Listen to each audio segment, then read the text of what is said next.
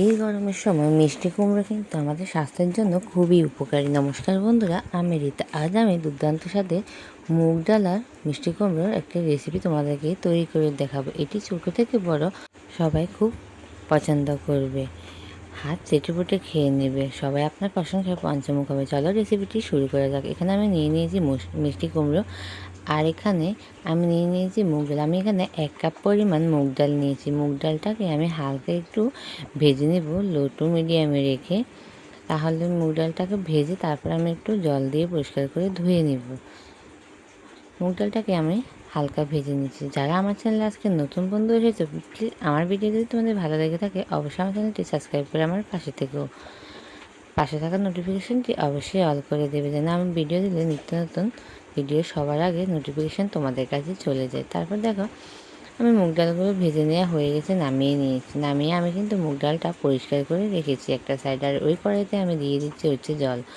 পরিমাণ মতো জল দিয়ে আমি ধুয়ে রাখা মুগ ডালগুলো দিয়ে দিয়েছি। মুগ ডালটা দিয়ে আমি এখানে একটু কড়াইশুঁটি ব্যবহার করেছি। আমি এখানে প্যাকেটে যে কড়াইশুঁটিটা পাওয়া যায় ওই শুঁটিটাই ব্যবহার করেছি। এখানে অল্প একটু কড়াইশুঁটি দিয়ে হলুদ আর লবণ দিয়ে এটাকে খুব ভালোভাবে সিদ্ধ করে নিয়েছি। আমি এটাকে 10 মিনিট ভালো করে ফুটিয়ে নিয়েছি। 10 মিনিট পর দেখতে পাচ্ছ বন্ধুরা, এটা কিন্তু খুব সুন্দরভাবে সেদ্ধ হয়ে গেছে। এবার আমি এটা নামিয়ে নেব। নামিয়ে নেওয়ার পর ওই কড়াইতে আমি পরিমাণ মতো একটু তেল দিয়ে দিব। তেলটা গরম হয়ে যাওয়া পর্যন্ত একটু অপেক্ষা করতে হবে। তেলটা গরম হয়ে যাওয়ার পরে দেখো, তোমরা চাইলে কিন্তু এখানে সাদা তেলটা ব্যবহার করতে পারো। তেল গরম হয়ে যাবে, আমি কুমড়োগুলো দিয়ে দিব। আমি এখানে কুমড়োগুলো সব দিয়ে দিচ্ছি। দিয়ে এটাকে আমি খুব ভালোভাবে কুমড়োগুলোকে কিন্তু বন্ধুরা আমি ভেজে নিব। একটু লবণ আর একটু হলুদের গুঁড়ো দিয়ে মিষ্টি কুমড়োটাকে আমি খুব ভালোভাবে এখন ভেজে নেব। ভালোভাবে ভেজে নিচ্ছি। আমার ভিডিও যদি তোমাদের ভালো লেগে থাকে অবশ্যই প্রিয়জনদের সাথে শেয়ার করে দেবে। আমার চ্যানেলে বন্ধুরা আরও অনেক রকমের ভিডিও আছে, যদি তোমরা চাও তাহলে কিন্তু দেখে আসতে পারো। আমি চেষ্টা করি সব সময় ঘরে থাকা মশলা দিয়ে একদম কম মশলায় সব ধরনের রেসিপি তোমাদেরকে তৈরি করে দেখাতে। আর এই রেসিপিটি বন্ধুরা আমাদের শরীরের জন্য কিন্তু খুবই উপকারী। আর দেখো আমার কুমড়োগুলো কিন্তু খুব সুন্দরভাবে ভেজে নেওয়া হয়ে গেছে। এখন আমি সবগুলো কুমড়ো নামিয়ে নিব। একটা প্লেটের মধ্যে আমি সবগুলো কুমড়ো কিন্তু নামিয়ে নিচ্ছি। নামিয়ে নিচ্ছি কিন্তু আমি এখানে কিন্তু আর কোনো রকম তেল ব্যবহার করব না। এই তেলের মধ্যে আমি দিয়ে দিচ্ছি আধা চা চামচ গোটা জিরে। গোটা জিরেটা দিয়ে আমি এটাকে 10 সেকেন্ডের মতো একটু হালকা ভেজে নিয়ে এটি দিয়ে দিব পেঁয়াজ কুচি। আমি এখানে একটা পেঁয়াজ কুচো করে নিয়েছি, ওই পেঁয়াজ কুচিটা আমি এখানে দিয়ে দিচ্ছি। পেঁয়াজ কুচিটা দিয়ে এটাকে আমি 30 সেকেন্ডের মতো খুব ভালোভাবে বন্ধুরা ভেজে নিচ্ছি। ভেজে নেওয়ার পর এখানে আমি দিয়ে দিব আধা চা চামচ আদা বাটা, আর দিয়ে দিয়েছি এখানে সাথে অল্প একটুখানি জিরে।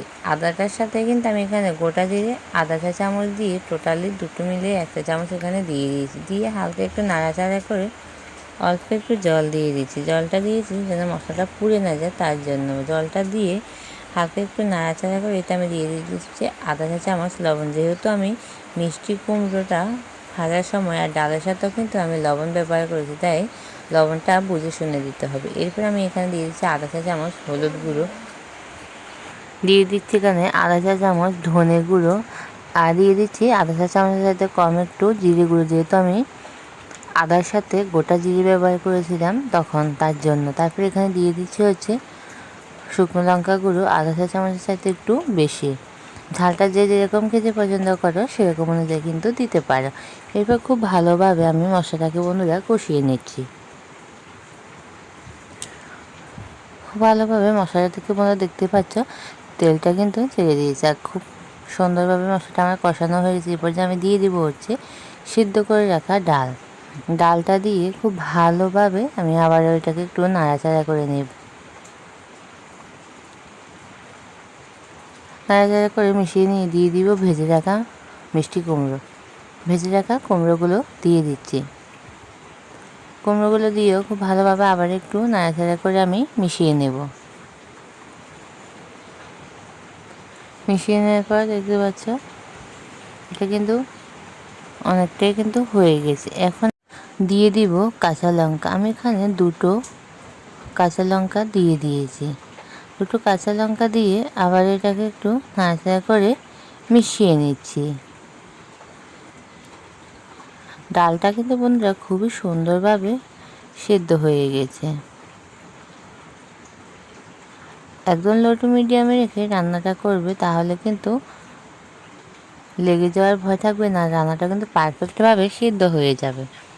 আর এই পর্যায়ে আমি এখানে অল্প পরিমাণে একটু জল ব্যবহার করব, যেন খুব ভালোভাবে কুমড়োটা পুরোপুরি সিদ্ধ হয়ে যায়। তার জন্য জলটা কিন্তু বুঝে শুনে দিতে হবে। এখানে অল্প পরিমাণে জল দিয়ে আমি এটাকে 7 থেকে 8 মিনিটের মতো ফুটিয়ে নিচ্ছি। দেখো 7-8 মিনিট পর রান্নাটা কিন্তু কালারটা অনেকটা ভালো, আর মিষ্টি কুমড়োটা কিন্তু বন্ধুরা খুব পারফেক্টভাবে সেদ্ধ হয়ে গেছে, আর রান্নাটাও কিন্তু আমার হয়ে এসেছে।